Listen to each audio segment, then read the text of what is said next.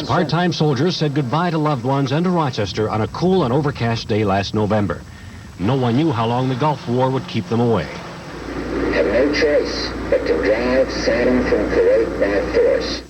We saw them again in Saudi Arabia, thanks to home video cameras we gave them. It was an eerie sight watching them, chemical suits on, listening to President Bush declare war. Yeah, I got your picture inside the hat, don't I? And now today, July 3rd, 1991, this is what families, friends, and many others have been waiting for. Hugs, kisses, cheers. The 134th Maintenance Company has finally come home to Rochester.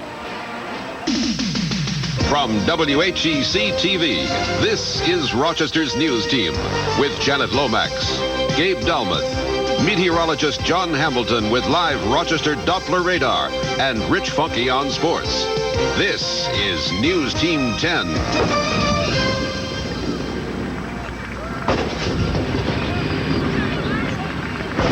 Just one day before we celebrate the nation's freedom, a special 9-gun salute to welcome home local men and women who have served our country. Rochester's 134th Maintenance Company. Good evening. The 134th is the largest reserve unit from Rochester, and it's the last to finally come home. In honor of these soldiers and all of our local troops, News Team 10 has a special 1-hour edition tonight. We have News Team 10 team coverage of the homecoming with the arrival this afternoon and a look at the well-wishers there to welcome them home. Ron Plants will have a live report from the first celebration as civilians. We'll take a look back at the uncertainty of the war's outcome when they left. And we'll take you to the desert of their last days with home video from the front. But first, let's go live to the Culver Road Armory where Laura Saxby recaps the happy reunion. Well, Gabe and Janet, Rochester's 134th Maintenance Company came home to the kind of welcome today that these soldiers hoped for. Last November, this community turned out en masse when they shipped out, and 7.5 months later, today, they did the same thing. The crowd inside and outside the armory today estimated to be about 3,000 people, and the roar of this welcome home echoed through the neighborhood. The 134th Maintenance Company knew Rochester was waiting anxiously when the buses came through the thruway interchange onto Route 490. A police and fire escort joined the convoy of 3 Trailways buses for the last few miles home. Dozens of people waved from overpasses. Hundreds more cheered when the 134th finally pulled on to Culver Road. The military honor of a 9-gun salute heralded their arrival. Inside, friends and family knew it was only a matter of minutes, not days or months anymore, until their loved ones marched onto the drill floor and into their arms. At 1:30 sharp, led by the 98th Division Band, the 134th came home at last. Did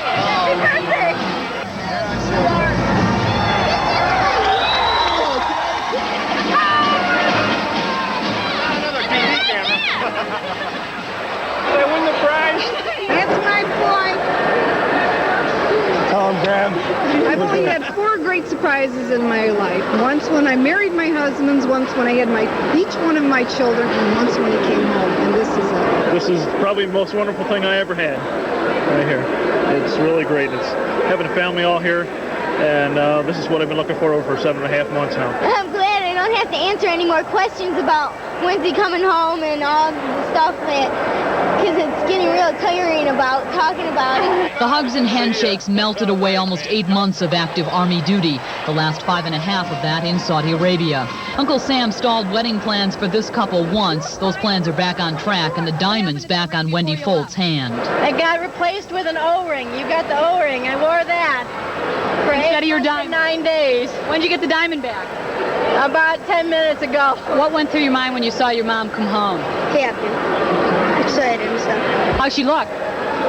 Different. I'll tell you, Rochester community really put together, and they made it to be the best day of my life. Hello! It was good to see your face. It was good.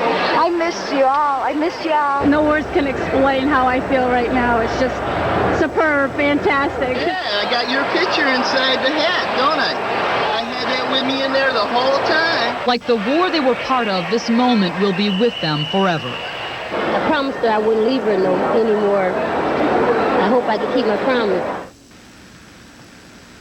Now, there was a very frightening moment in the midst of all the excitement here at the Armory this afternoon. The father of the unit commander, Major Robert Peace, collapsed in the heat inside the Armory.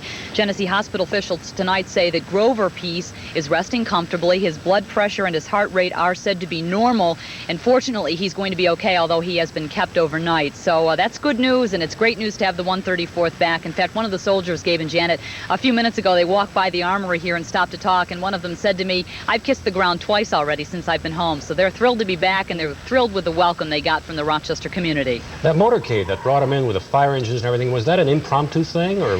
As a matter of fact, I think that was planned. There were 5 or 6 volunteer fire departments, and that's the key word there, because volunteer fire departments are manned by just that. So those folks took time off from their regular jobs to drive the trucks and make sure that those folks got back into Rochester in grand style. What a wonderful welcome home. Laura Saxby on Culver Road, thank you. And we'll check in with you later. David Biggie spent the day with the family to experience the real impact of this occasion, the reunion. Spirits were very high today for the Jones family. Since Carol learned her husband Ed was on his way back home, she's been working round the clock getting things ready. Is that where you want it? Yeah, oh yeah, it'll fit perfect.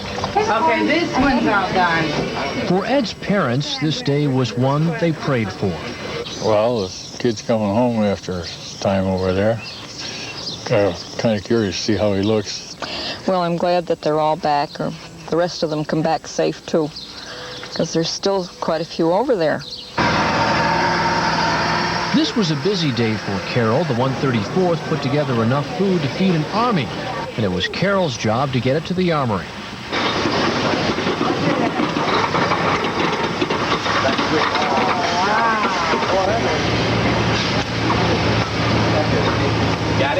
Even though the family has waited for months, these last hours were not any easier. I'm very nervous, excited, tired. It's really exciting, but great. We're doing great. After this amount of time, it's very tough. I didn't think it would come down to the day, but it's here. Then finally, the big moment.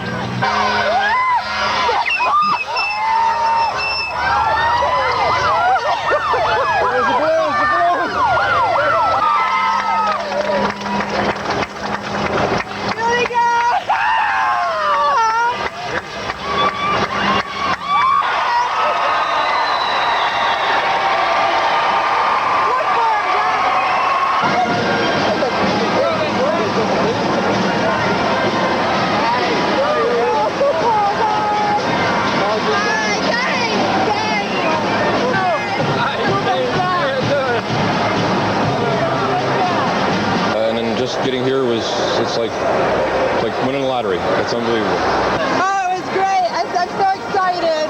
I just can't believe it. The only thing left was to head back home. For this reservist, first class all the way. David Biggie, News Team 10. Anything. Having a loved one back home is what makes today extraordinary. But what about those who went to the Armory even though they didn't know anyone, just simply to say thank you? Vanessa Tana reports on people we call the well-wishers. There they come! You would think Debbie O'Brien's loved one was on that bus. But no, she and her family are here just to say thanks. I felt that it was very important to let them know that we were behind them 100%. 90-year-old Concetta De Fulvio also doesn't know anyone returning, but that hasn't stopped her from coming. She's prayed for the troops every day they were away. Prayers said on the rosary beads worn around her neck. It's good to see that people are starting to do things right as far as treating the troops of the country. Certainly far different than what Lee Claxton got when he came home from Vietnam. Today can be seen as a celebration for the returning troops and those that have been home for a while. I can think back about 38 years ago when I came home and we just met the family at the airport. And I believe these young people, I call them young people, deserve this. Mary Kay Knapp and her partner closed their Webster florist shop just so they could be here. They too have no relatives returning. We felt it was important enough to shut down the store. No business can be that important where you have to sit there and worry about what you're losing for people who put their lives on the line. 8-year-old Edward Wright is here trying to catch a glimpse of a returning soldier. Because I'm glad they're back and I'm glad they're alive. Even though there may not be a loved one coming home, for many it doesn't matter because the troops are returning to our home community and they are returning alive and well. We watched the troops leave in November and we wanted to see them return. Ed Penrose stands at attention as the buses pull in. As a veteran, he knows the sacrifice these troops have made. They put their life on the line for this country, and people got to remember that. This is what this is all about. Vanessa Tyler, News Team 10. There are quite a few celebrations going on today. Certainly are. Let's go now to the home of Beverly Place and her husband Andy, one of the men in the unit. Ron Plants is there also. Ron? Gabe and Janet, I'm here at the Place in East Rochester. That's actually the home of Beverly Place, who you may remember from all the 134th Support Group activities. Now it is also the home of Staff Sergeant Andy Place. He's being a little shy right now, just sitting back there. Maybe you can see him right here, enjoying himself. He's being serenaded right now by friends, family members, all the neighbors that have turned out here. You can see the crowd. A big hand for Staff Sergeant Andy Place. We're going to talk to him in the next half hour. They're singing right now a song you may have heard from all those welcome reunions at the airport. Of course, this isn't the airport, it's a driveway in East Rochester, but I think it'll do fine right now. As I said, we'll be talking to Sergeant Place and Beverly Place coming up in the next half hour. So I'll turn it back to you right now, Gabe and Janet. We look forward to hearing from them. What a nice celebration. Thank you, Ron. Around the corner, the 4th of July. Coming up, we'll tell you how to enjoy it safely. Stay with us. We have more on the return of Rochester's 134th and our special hour-long edition of News Team 10. Not another TV camera. I'm going to put it down on something. Local contingent ended just a few hours ago. Laura? Well, Gabe and Janet, actually, it's hard to believe that it was last November 24th, a very cold day at this armory when Rochester's 134th Maintenance Company said goodbye to home and family and friends.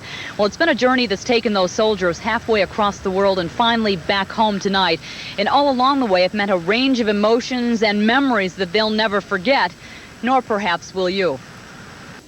The scene from the sky said it all. Rochester's attention turned to the Culver Road Armory as the 134th Maintenance Company got ready to go to the Gulf. One final formation. You're going to pull together for however long it takes. One more tearful hug, and the men and women of this National Guard unit hit the road to war. The 65-vehicle convoy headed south, a trip that stretched into 2 days, stopping first at Toby Hanna Army Base in the Pocono Mountains. We do this during summer camp every year. Anything different about it this time? Just we're going a bit further away. The 134th arrived at the mammoth Fort Dix Army Base in New Jersey to prepare for desert warfare. The 49-square-mile base turned into a huge mobilization station. Just have to prepare myself for the days ahead, the things that we have to do when we get there. Hurry-up processing included paperwork, paydays, haircuts, and mess hall meals. But the barracks turned into home for 53 days. The only break, an unexpected 4-day leave for Christmas. Trailways bust the soldiers back home for the holiday. Can't wait for Christmas, Yeah, you know? very happy. This is great. And in the new year came the news these 180 men and women waited for and dreaded, a firm date to ship out to Saudi Arabia. From here on in, it's not going to leave my sight. And on the evening of January 11th, Rochester's 134th walked into a biting rain to board buses that would carry them to nearby McGuire Air Base and the plane that would take them to the sand of Saudi Arabia. We picked up their journey inside the air base thanks to home video taken with cameras TV10 provided the unit. It was another 12 hours before that unit actually boarded the 747 that took them across the world. The first full day in the desert brought a change in lifestyle, including bottled water, shaving in the sunshine, Hi, honey. even doing laundry by hand in the great outdoors. Just 4 days after the 134th arrived in the Persian Gulf, so did war. They listened to President Bush in a darkened tent. They wore protective clothing put on during the first Scud missile attack hours earlier. As the missiles flew, the soldiers learned to live desert life, even enjoying some things. Soon they left Ahran, heading north, closer to the Kuwaiti border. Their convoy stretched out along the highway, camel crossings and abandoned cars, dotting their trip to the place they'd stay until finally heading home. And the 134th Maintenance Company returned to the United States last Thursday, landing at Griffiths Air Force Base, then busing up to Fort Drum near Watertown, where they spent the last 5 days getting processed out of the Army back to civilian life, something they're no doubt enjoying tonight. And I just want to personally welcome home this unit. I've spent a lot of time with them since they were first called up, and I enjoyed their company, and they've been great people, and it's great to have them back in Rochester. And you did a terrific job covering the departure and all the rest of the stories during the last few months. Thanks, Gabe. A lot of people are happy that they're home. Certainly. Indeed. When we come back, more exclusive home video from the front. It helped many of the soldiers to hear words of support from back home, especially when the message came from a favorite star. Hey, hi, this is Bob Hope. I'd like to send my warmest wishes to the men and the women of the 134th Maintenance Company from Rochester, New York.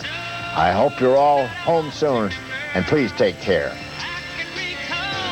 Video cameras along with some of the 134th soldiers. Tonight we have more exclusive home video from the front to show you what the last days in Saudi Arabia were like for the soldiers.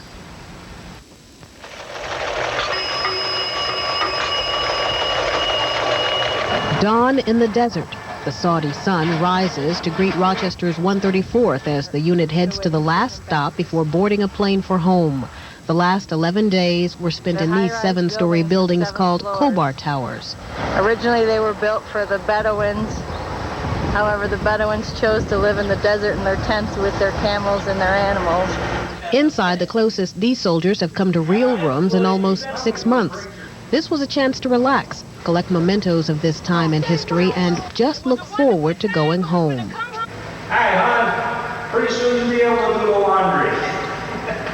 I'm up to the roof to let it dry now. The unit's trucks have to be washed too, sterilized here at the wash rack before being shipped back to Rochester. The afternoon of June 26th, the 134th waits for buses to the airport. Duffel bags are tagged, many of them stitched with reminders of Desert Storm. The trip to the airport turned into more waiting. They got us at the airport. I hope we're going home now. 0020, that's when we leave. In the meantime, some of the same U.S. air power that greeted the unit's arrival in Saudi Arabia marked the departure.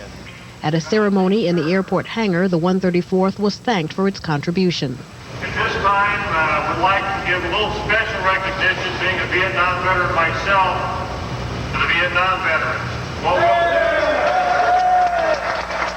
The soldiers picked up the medals and bronze stars they earned as part of Operation Desert Storm, a reminder of their role in combat. Then at last they boarded the 747 for home. We are out of here. Smokers? Out of here, man. In the back. Oh, is it raining out there? Yes, it is. Yes, it is. That's the first rain we've seen in, what, 6 months? And as the plane took off, a round of applause.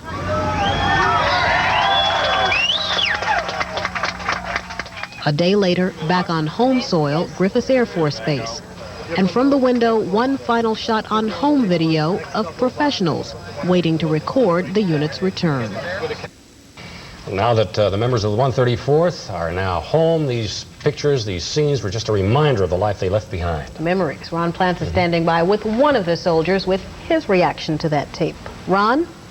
Janet and Gabe, we're back home here in East Rochester at the home of Sergeant Andy Place, or Andrew Place, or Staff Sergeant. I guess all those titles and everything don't mean a heck of a lot to you right now. You're just back home. They don't mean much. They don't mean much, okay. Sergeant Place, you saw some of the video right there from that home video from the front. Obviously, a lot of mixed emotions, I'm sure, going through your mind right now. I know it does take time to decompress, but what was the biggest surprise for you when throughout this whole ordeal, would you say? The biggest surprise? To me, it was just the way the whole country came together, and the unity, I guess, and the support back home, and it was really tremendous. It made us feel great about what we were doing, you know. And I mean, we knew we were right in what we were doing, you know, but you always had mixed emotions of how it's being taken back home, you know, because especially after the Vietnam era, and thank God this has really helped the Vietnam vets, because they're being recognized for doing their duty now, as opposed to that stigma they carried for so long.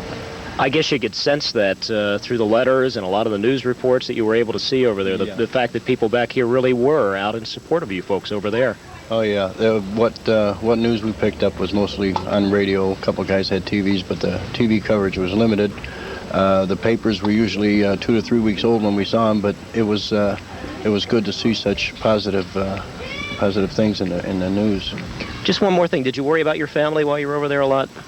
You always worry, you know. You're not there, and you always worry about them, you know. And I know before I left, I knew they were going to have a support group, and I told my wife to get involved in it, you know. But I never realized how much, how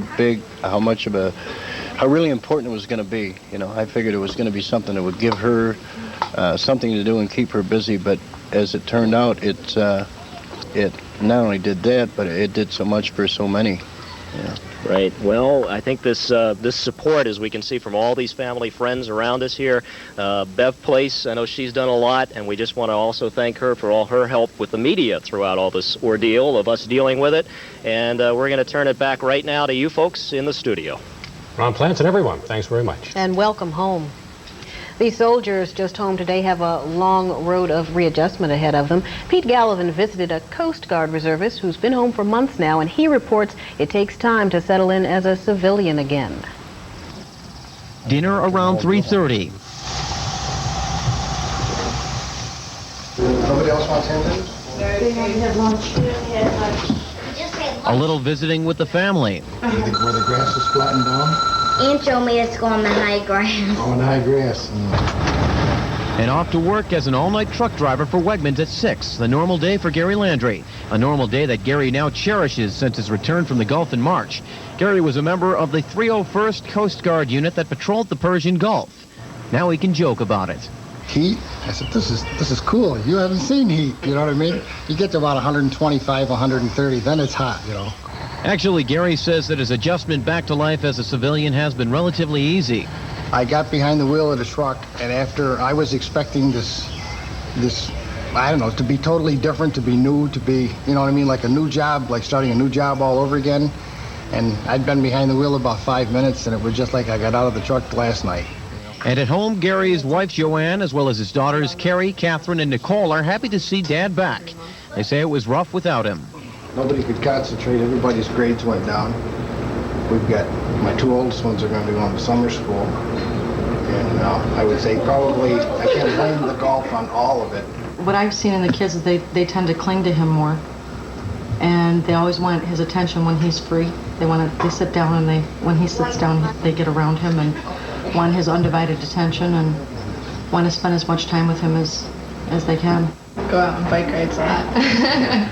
It's better because I get to play with them now. Now, this is just one story in thousands. The adjustments for all the Desert Storm veterans may not have been this easy, but the memories they bring back of everyday life in the Gulf just serve as a reminder of how special this everyday life is.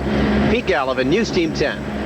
Beyond family and friends, maybe one of the hardest parts about being away from home for the soldiers was missing things like the Super Bowl. But for some, a message from the Bills coach helped a lot.